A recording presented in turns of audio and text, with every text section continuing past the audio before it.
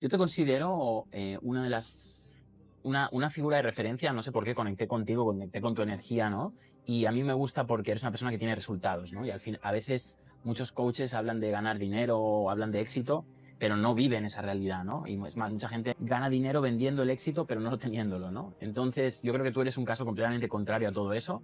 Así que nada, me gustaría ver o que nos expliques quién es Juan Carlos, de dónde viene y cuéntanos un poquito tu historia. Para hacer un resumen e intentar también que la gente entienda todo, vengo de una familia muy humilde.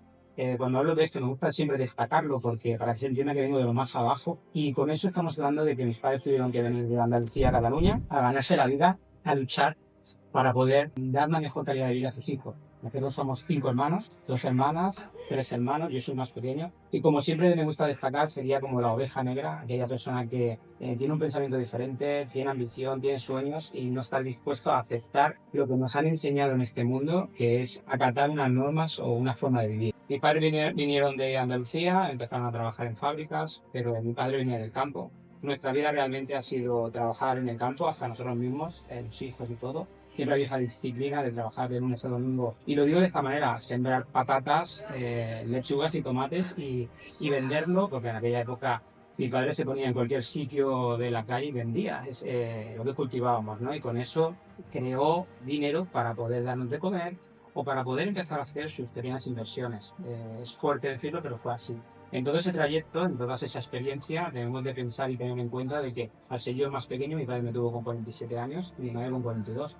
Es una edad bastante heavy para también entender que había una diferencia de pensamientos muy amplia. Y eso generó también entre nosotros un conflicto. Claro, yo veía los niños de mi edad jugando a fútbol y a mí me hacían ir a trabajar al campo. Entonces eso generaba una presión en la cual con mi carácter, mi forma de ser y de pensar no estaba dispuesto a aceptar. Bueno, durante muchísimos años, 15 vamos a decir, a partir de los 15 años yo tuve un pequeño enfrentamiento con mi padre por caracteres y porque yo no aceptaba tener que estar siempre yendo a trabajar al campo y en ese momento tuve una discusión con mi padre bastante fuerte, que eso me llevó a romper un poco lo que era la relación de padre-hijo. Y mientras tanto, que yo estaba estudiando en aquel momento, estaba haciendo la ESO, me supuso una presión psicológica de ver que empezaba el bachillerato, iba a empezar el primer año de bachillerato, pero si mi padre a lo mejor me daba 10 euros a la semana para tener pequeños gastos, ahí se cortó todo. Me encontré que en mi casa también mi padre era un padre muy duro, muy exigente, como he podido comentar, ¿no? Esa disciplina de trabajar de lunes a domingo. Esa presión me llevó a ver que o me lanzaba a buscarme la vida con 16 años o mi vida se estaba entrando en un proceso de frustración total en la cual no podía comprarme ni siquiera un pantalón. Psicológicamente todo esto fue bastante duro para empezar ya, porque ya no había conexión con mi padre, iba a vivir y dormía en casa, pero no había relación. Yo ahí empecé a conocer a una chica y entré en una relación con ella, sobre los 16 años aproximadamente. Ahí empecé yo a asistir más a la casa de ella hasta llegar al punto de que yo ya dormía más en su casa que en mi propia casa. Me sentía más cómodo, estaba mejor, estaba más tranquilo, me daba paz y los padres de ella me acogían como un hijo. Ahí empecé a conocer un poco la mentalidad de, como siempre digo, el típico libro de Padre Rico, Padre Pobre, de Robert Kiyosaki, donde yo vi a mi padre que nos enseñó que para ganar dinero había que ganar 1000 euros y si querías ganar más, esos 200 euros extras había que hacer horas extras. Entonces, si querías ganar más dinero, una mentalidad mediocre, una mentalidad de limitación y de creencias limitantes. Donde yo había nacido, el barrio, el entorno y todo se movía en ese pensamiento y esa manera de experimentar y vivir. Pero claro, en esta casa con el padre que sea mi suegro, era todo lo contrario. Una persona que podía comprar un coche hoy por 15.000 euros y al día siguiente venderlo por 22.000.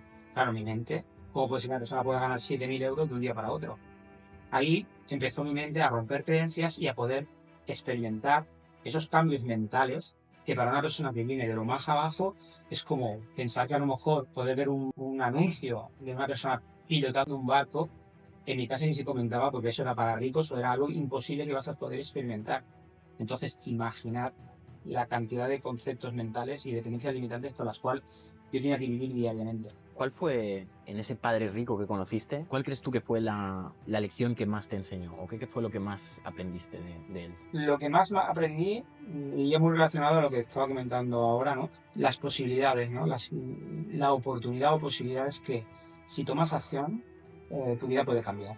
y que para él era algo que experimentaba por base a sus creencias, supongo yo. Para mí no era mi experiencia vital vivir eso, y con él me dio la oportunidad de romper esos techos, básicamente. Entonces, esa fue la oportunidad de esa persona que la vida me puso por el camino de mi experiencia, para yo empezar a decir, ostras, tampoco es tan complicado.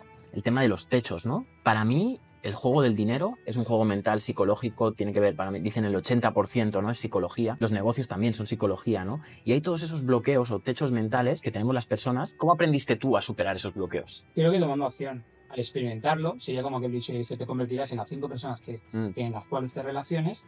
Al tener esa persona al lado que me dejaba en evidencia sin decirme nada cómo conseguía las cosas, lo que hizo en mí fue también tomar la decisión. En aquel proceso que te estaba comentando, se inició de que yo estaba trabajando ya en fábricas, las cuales no me sentía bien, no era feliz, no me preguntes el por qué.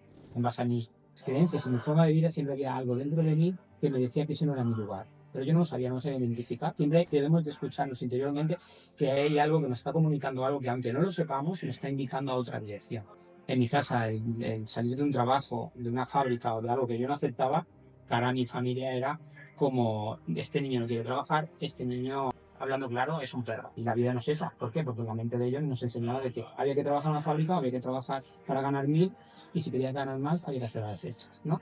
Entonces, esa experiencia con aquel suero me hacía romper todos los esquemas. Para ir más al grano, tuve la oportunidad, en un proceso de que yo me empecé a relacionar con la cultura china, que viene por una amistad, luego viene por otra amistad de cultura china, que en el grupo de amigos de los 15, 16 años, 17, hay una persona asiática, en la cual tiene un bebé con 17 años, cuando no se puede conducir con esa edad, pero ya hacía negocios. Todo eso me volvía a conectar con mi suegro, de un pensamiento de crecimiento y de que las cosas se pueden dar y tú puedes conseguir la vida que tú quieres. Esa conexión, él también percibió en mí ese liderazgo a la hora de hablar, de llevar el grupo, algo que salía de mí que yo tampoco me daba cuenta.